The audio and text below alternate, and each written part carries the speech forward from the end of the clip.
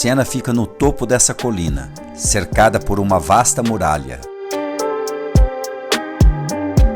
caracterizada por suas ruelas sinuosas, de uma arquitetura medieval, renascentista e gótica.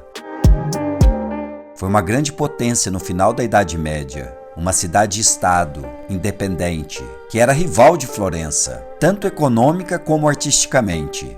E foi graças a algumas inovações na arte que aconteceram aqui em Siena, foi possível criar as bases do Renascimento, que floresceria um século mais tarde. E um desses mestres pré-renascentistas foi Duccio di Bonicenha, um dos mais importantes no século XIV.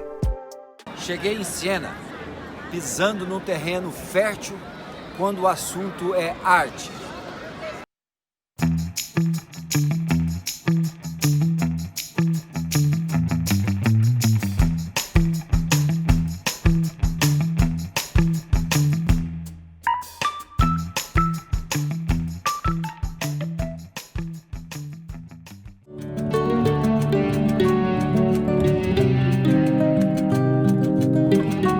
A Piazza del Campo é certamente uma das mais bonitas da Europa. Realizada em 1260, é dividida em 9 partes, que representavam os 9 conselhos rotativos que administravam a cidade no século XIII. Um ótimo lugar para ver a vida da cidade. Mas estou aqui para contar a história da obra Maestà, do artista Duccio. No dia 9 de junho de 1311, a cidade de Siena parou. O empregado não saiu pro seu trabalho, pois sabia que o patrão também não tava lá. Dona de casa não saiu pra comprar pão, pois sabia que o padeiro também não tava lá. Mas no horário marcado, uma multidão surgiu pelas ruas. Numa procissão incomum, com um propósito nunca antes visto, um cortejo para a monumental obra de Duccio, transportada de seu ateliê até a Catedral Santa Maria Assunta. Não faltaram emoção e orgulho para aqueles que foram ver a famosa Maestà, do filho ilustre de Siena.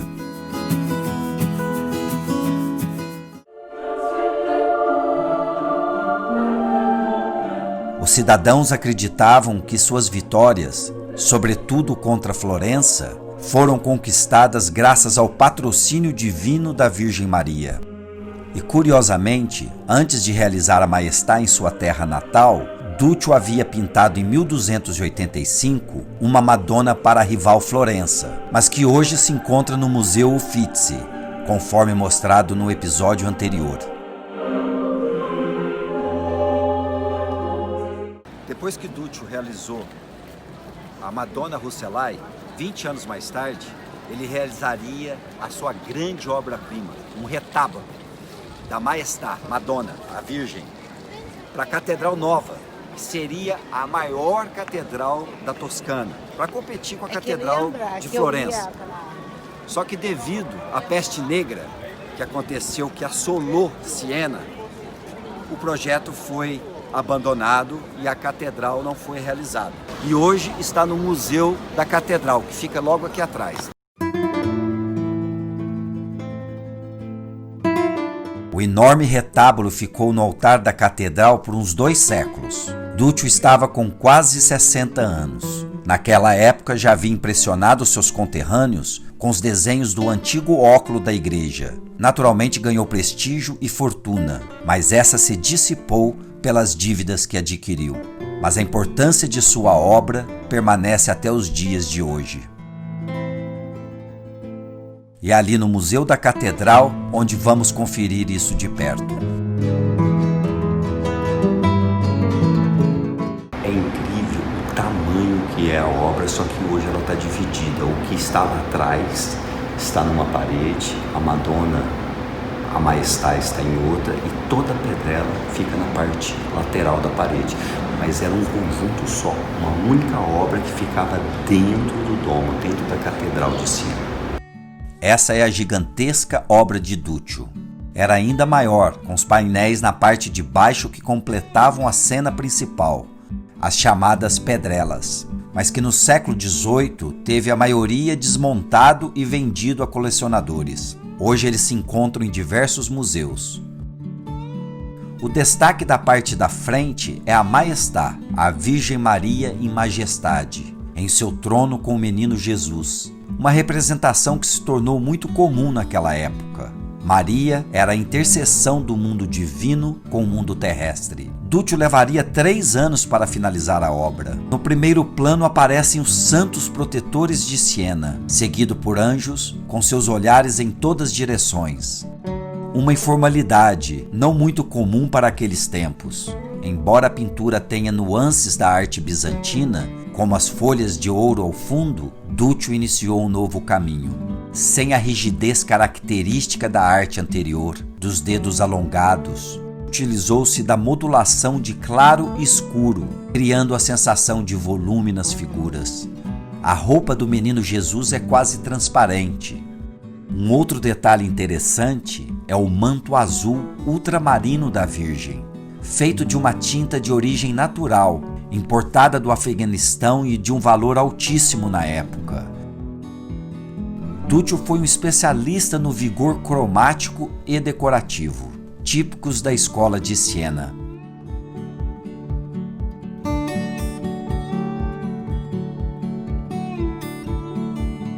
Na parte de trás estão representados episódios da vida de Cristo, também com folhas de ouro no painel. Em destaque, a crucificação, com os braços estranhamente de proporções maiores. Acima, 13 anjos que expressam sua indignação. Ao pé da cruz, 2 grupos de pessoas se formam, com Maria desfalecendo. É interessante que Duccio utilizou-se de uma relação simétrica das cruzes com as árvores da cena de baixo, onde Jesus se encontra com os apóstolos, um pouco antes do seu fatídico destino. Alguns estão em retirada, fugindo da tragédia anunciada. As árvores e as cruzes criam uma unidade no painel.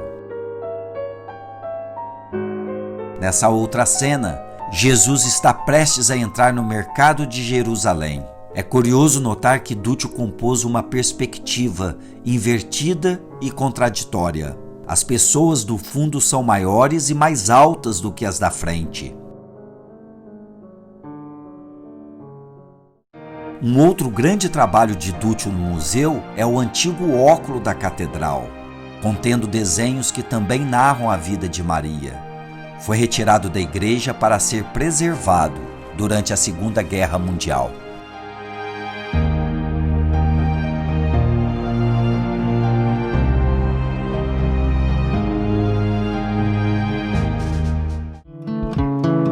A imagem da Maestá ficou impregnada em meus sentidos enquanto caminhava pelas ruas da cidade. E me pus a pensar na seguinte analogia: as transformações que Duccio e seus pares realizaram no século XIV com a arte moderna, surgida na segunda metade do século XIX. Em ambos momentos da história, os artistas se desviaram da tradição antiga, estabeleceram uma ruptura com o passado. Duccio com a arte bizantina. Já os artistas modernos com os padrões da arte clássica, porém com a seguinte diferença: enquanto a arte moderna seguia algumas normas e cartilhas, uma espécie de bula através de manifestos e escolas, no século XIV tratava-se de uma descoberta de novas possibilidades, sem um projeto formal definido, que mais tarde, porém, serviu como ponto de partida para os avanços do Renascimento, assim como o modernismo, amparado em normas e regras.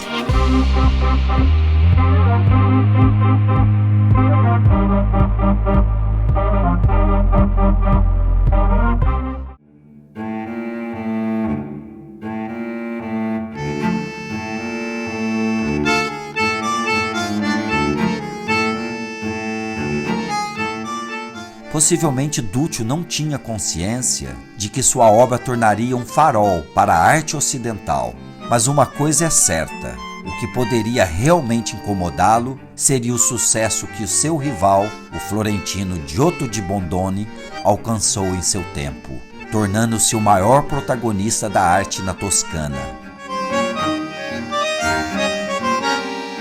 Por isso, é hora de pôr o pé na estrada para contar a história desse outro mestre, Giotto de Bondone.